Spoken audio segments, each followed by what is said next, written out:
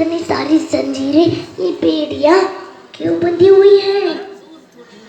लेकिन इतना सब होने पर भी ये मुयाज को एकदम शांत दिखाई दे रहे हैं।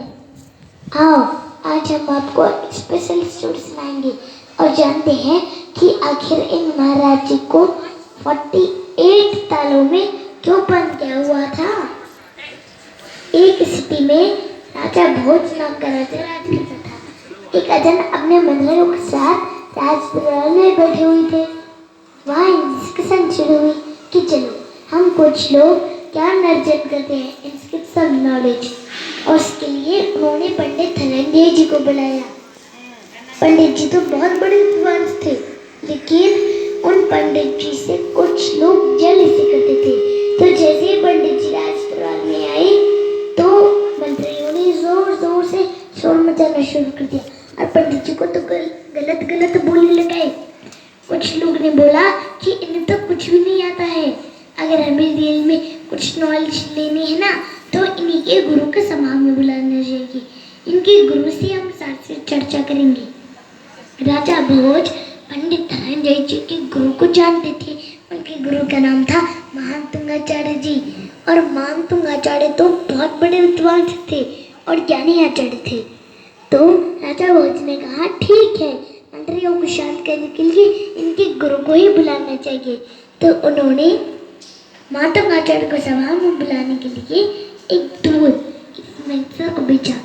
तो उस मैसेंजर ने उस दूत ने महान तुंगाचार्य जी को रिस्पेक्ट से नमन करके कहा कि आपको राजदरबार में राजा ने बुलाया है, आप रिक्वेस्ट है कि आप राजदरबार में आइए और हमें कुछ उपदेश दीजिए।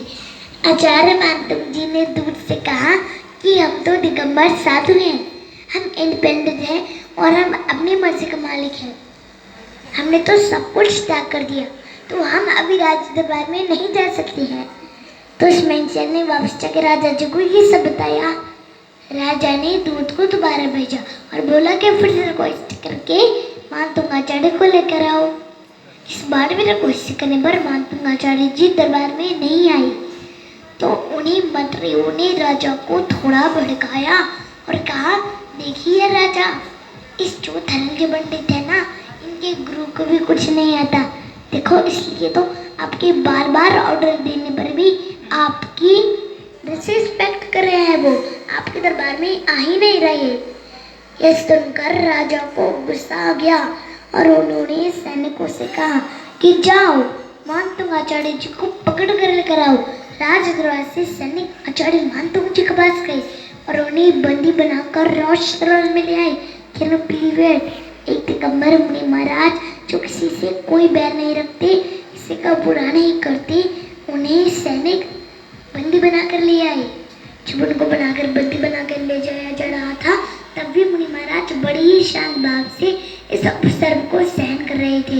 आपको याद है ना, हमने उत्तम समाधान में बताया था कि अवसर में किसी भी संकट में, किसी भी प्रॉब्लम में मुनिराज समता धारण कर लेते हैं।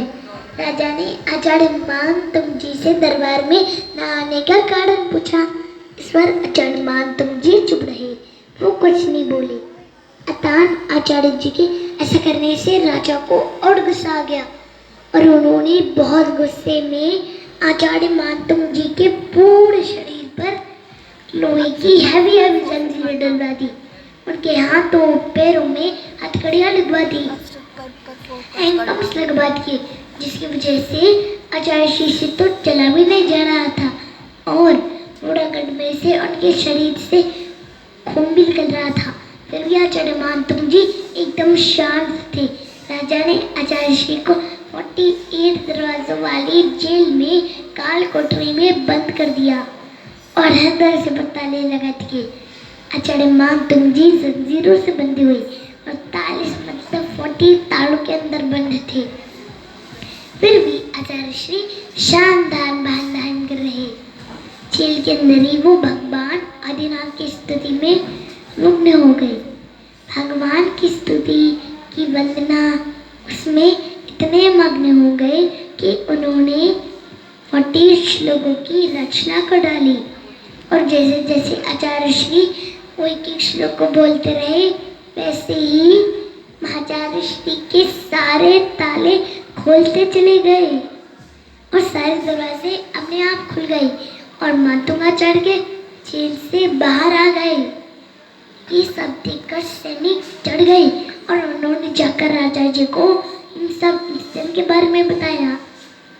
राजा भी ये सुनकर चौंक गया और उसे अपनी गलती रियलाइज हुई और उसने सोचा कि अरे ये मुनि महाराज तो भगवान की स्तुति में लीन थे। वो समझ गई कि भगवान की स्तुति करने से, उनके गुणों का गान करने से ही ये सब हुआ है। उसने तुरंत सभी मंत्रियों के साथ मिलकर मातुंगाचार्य से फॉरगिवनेस मांगी और उनकी बहुत विनय बहुत रिस्पेक्ट करी।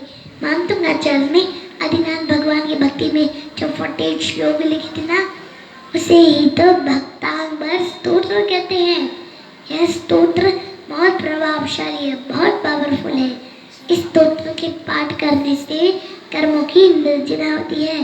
बताइए माता जी, भक्तांबर स्तोत्र एनालिटिक है कि हम भगवान के गुणों का ध्यान करते हुए जैसे जैसे इसे पढ़ते हैं तो हमारी सोल प्योर होती जाती है, हमारे पूरे कर्म क्लीन होते जाते हैं, जिससे हमें मेजरमेंट के साथ साथ लाइफ की बहुत से प्रॉब्लम्स के सल्यूशन में मिल जाते हैं।